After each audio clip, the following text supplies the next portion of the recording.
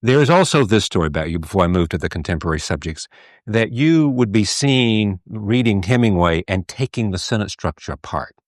I did it. I taught myself how to type. I'm not a touch typist. I just still do it this way. But I taught myself how to type by typing sentences, typing out Hemingway sentences over and over again. Looking for just how they worked. Yeah. Because they appeared to be so simple, but you would come away from a string of them with this overwhelming feeling of whatever he had in mind for you to feel. So I mean, obviously something was going on in the sentences. You know what was going on? It was a withholding. There was withheld information in these sentences. Hello friends, I've got a question for you.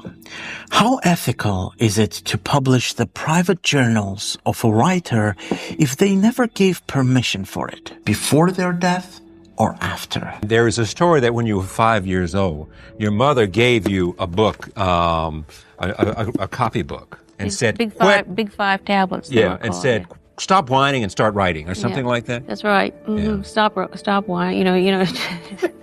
And I know that question is a bit abstract, but I do believe that the answer to that question will reveal a lot about the connection that we feel to our favorite writers. I like to be alone a lot, and writing provides me with a perfectly legitimate excuse for being alone.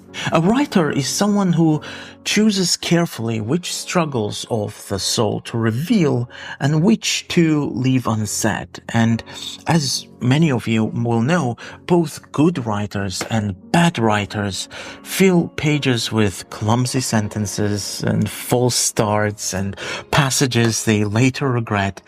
The difference between a good writer and a bad writer is very simple. A bad writer publishes everything. A good writer does not. The dignity of authorship lies in what is withheld from the reader as much as in what is shown, which is why the new book published called Notes to John by Joan Didion feels to me like a violation. I have to be honest, I adore Didion's work and I bought everything by her I could find.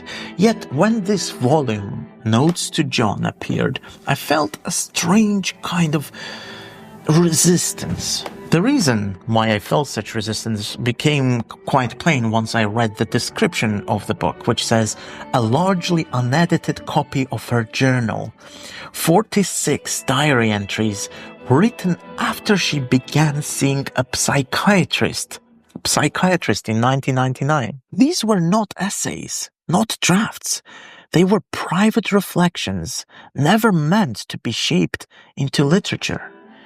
And here they are. We can find it on a shelf of a bookshop. What makes one really angry when you realize that essentially the agent of Joan Didion went into her drawer after Joan Didion died, and found those journal entries, unedited journal entries, and she published it. Joan Didion was one of America's most exacting stylists. She owned every sentence like a scalpel. There's a sense of perfectionism about you, total control and perfectionism.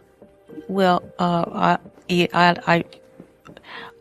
do like control. Yeah. She's now represented by the contents of her drawer. And of course, some people rushed to defend this decision. They said, well, we can find Marcus Aurelius' meditations in every shop, which were also journal entries. Why can't we do the same with Joan Didion's journals? I think like analogy fails because Aurelius' reflections were philosophical reminders composed in the knowledge that his station gave them weight. They didn't contain any personal, private notes about his life, whilst Didion's entries were bound up with therapy. Fragile, immediate, deeply private. They included information on the third party, such as her daughter Quintana. So they violated not only Didion's privacy, but also the privacy of her deceased daughter. Here, of course, certainly the burden falls on the publisher. Did Didion intend this? Did she leave instructions that she wanted this to be published? And the record says no. Alexandra Alter, who writes for the New York Times, she noted that Didion openly disapproved of the habit of publishing every last scrap of a writer's remains. Didion even criticized posthumous Hemingway editions for the same reason. So, if her opinion of the practice was that clear, why should we presume that she would make herself the exception? You might ask, why am I making such a big deal out of this? And I think the reason for this is because to publish a book is to make a pact between a writer and a reader, and to say, these words are mine, I'm ready to share with them. And to read a dead writer's notes is no pact at all. It feels like a trespass. And of course, I'll admit that my anger is sharpened by personal experience. I keep journals too. The thought that someone long after I'm gone could drag them into print without my consent fills me with dread. And I have to say, the dead are silent, and we shouldn't mistaken their silence for permission. So one can, of course, steelman this case and say, yes, the notes are unpolished, but surely we gain insight into Didion's mind. And yes, it is true. But at what cost?